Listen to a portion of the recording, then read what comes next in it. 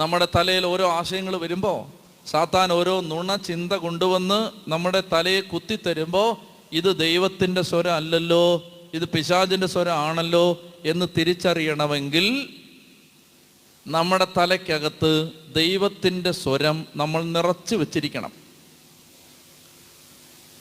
ദൈവം സംസാരിക്കുന്നത് നമുക്ക് പരിചയം ഉണ്ടാവണം.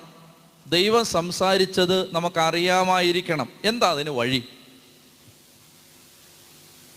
ദൈവത്തിൻ്റെ സ്വരം കേൾക്കണോ? നിങ്ങൾക്ക് കൈവക്ക്. ദൈവത്തിൻ്റെ സ്വരം കേൾക്കണോ? കേൾക്കണം. കയ്യാത്തിട്ടെ. ദൈവത്തിൻ്റെ സ്വരം കേൾക്കണമെങ്കിൽ ദൈവമാണ് ദൈവം സംസാരിക്കും. ഓരോ സന്ദർഭങ്ങളിലും സാഹചര്യങ്ങളിലും എന്ത് ചെയ്യണമെന്ന് ദൈവം സംസാരിച്ച് ദൈവം പറഞ്ഞു തരും. ദൈവം പറഞ്ഞു തരും. 100 വട്ടം, 100 അല്ല 101 വട്ടം ഉറപ്പ് ദൈവം പറഞ്ഞു തരും. ഇത് ഇപ്പം ചെയ്യണ്ട, ഈ വഴിക്ക് ഇപ്പോൾ പോകണ്ട, ഇങ്ങനെ ഇപ്പോൾ ചെയ്യണ്ട, ഈ കാര്യം ഇങ്ങനെ ക്രമീകരിക്കണ്ട,